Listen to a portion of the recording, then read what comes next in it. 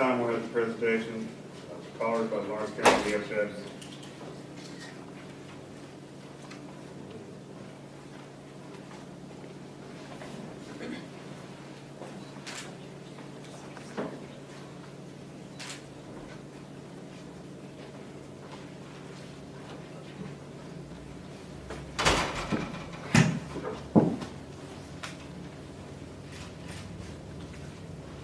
Change up, raising arms. Order arms.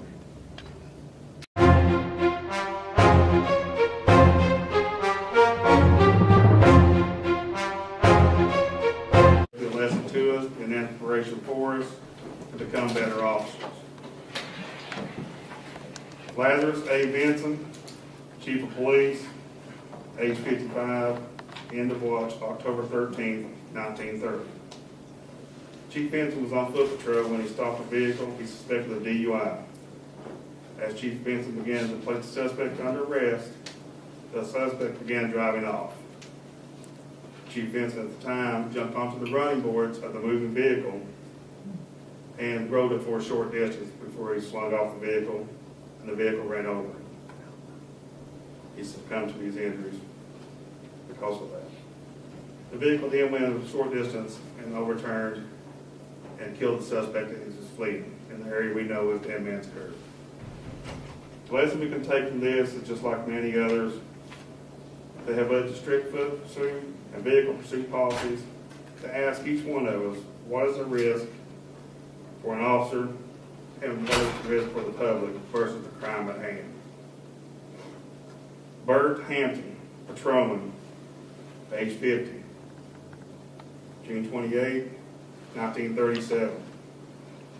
Patrolman Hampton was on patrol when he came across a vehicle stuck on the railroad tracks, about a block and a half from here.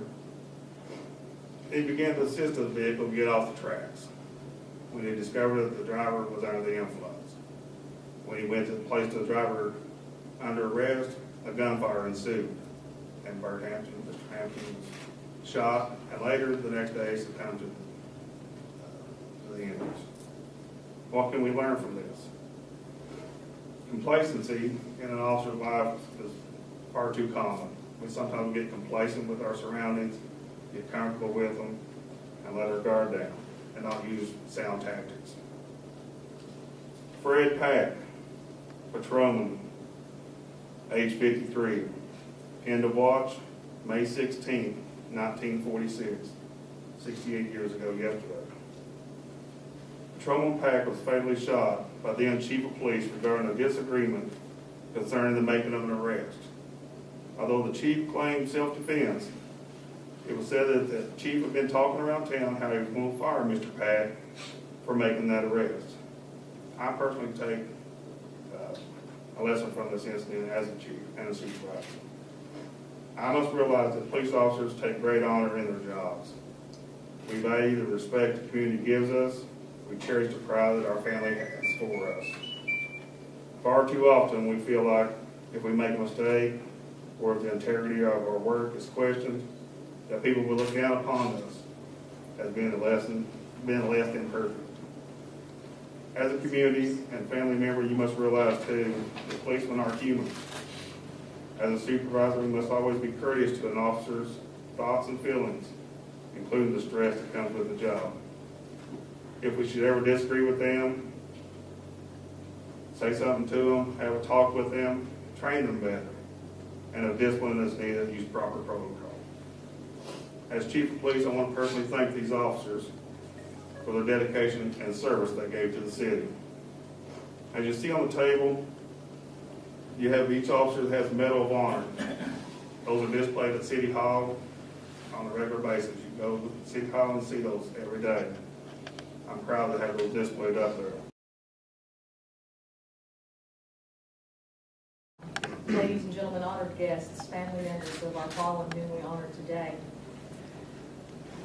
As he spoke about the monument that exists in D.C., I don't know if many of you have had a chance to visit that, but I encourage you to do so. And I'm going to take just a minute to tell you about what that looks like and feels like. There's a wonderful circular wall that surrounds a reflecting pool. And on that wall is where these names are inscribed. And these three gentlemen have joined Officer Estep there, representing Louisa, among the fallen. Now that wall also has statues of lions. Lions because of their majesty and their strength and that commanding presence that we associate with them. And these lions are at either end of this memorial.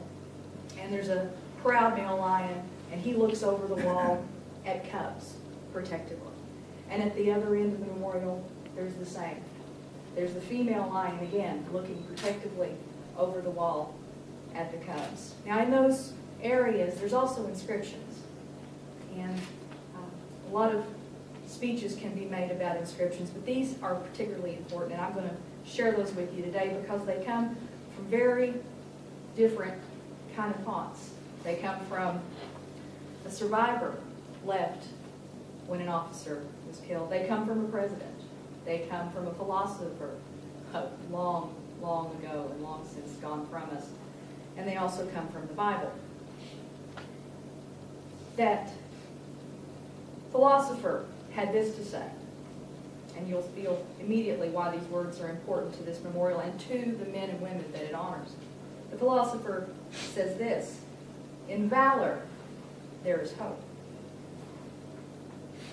The president, his words, George Herbert Walker Bush, said this: carved on these walls is the story of America, of a continuing quest to preserve both democracy and decency, and to protect a national treasure that we call the American dream. Finally, well, not finally, actually, Proverbs. We quote from the Bible: the wicked flee when no man pursueth, but the righteous are as bold as a lion. And finally, the words of Vivian Amy, whose husband is memorialized there upon that wall. She said this: it is not how these officers died that made them heroes. It's how they lived. So today, how fitting is it that we join together in and around the library to salute not just the moment of their passing, but the courageousness of their lives. The thing for us to remember about all who step into this most noble profession is the risk that they take, and that they put themselves in harm's way for us each and every day. You might be surprised to know that in our nation, around every 2.5 days, we lose an officer in the line of duty. We can agree that that's way, way too many. But the one thing that those officers and these officers all share is that badge, that shield, that designation of who they are and who they work with and who they protect and who they serve. And they fasten it over their hearts. And I don't think that that's coincidence. That piece of metal rests over their hearts that beat with strength, because it's difficult to get out every day and enforce the laws of our nation and of our commonwealth. These are hard things to do. It beats with honor, because these men and these women, they take that job very seriously, and they meter out their justice fairly and with respect and graciousness to the community that they serve.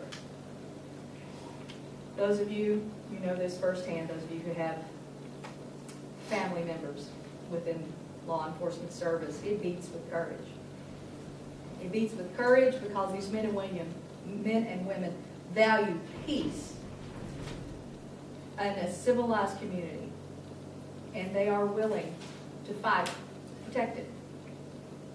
And finally, it beats with love, because these men much like those that are on that memorial in D.C. and will soon be joining one in Frankfurt. They have love for their profession. They have love for their community. They, of course, have love for their families. And that love and that devotion, we as a community and as a state and as a nation, it is our duty to reflect that back, not just today, but every day. We enjoy the knowledge that we are living in a free country. And our police force, our state police, our sheriff's department makes this possible. And we just want you people to know that we are very, very proud of them. They are a soldier, same as we were. They are a civilian soldier. We are veterans of foreign wars. Now I'd like to make just a small invitation to everybody here. On the 24th, on Memorial Day, we will have a memorial service at Gatesville Lake at 2 o'clock in the afternoon. And we will have live music. We will have refreshments after the ceremony, and everybody is invited.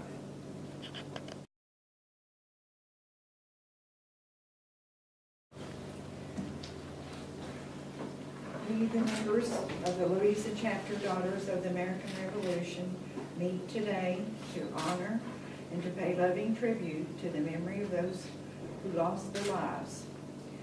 It is through their sacrifice that we are able to hold our freedom and our liberty. These men faced the unknown daily, and they made it willingly. The Louisa chapter is honored to be a part of this ceremony and this remembrance. Thank you.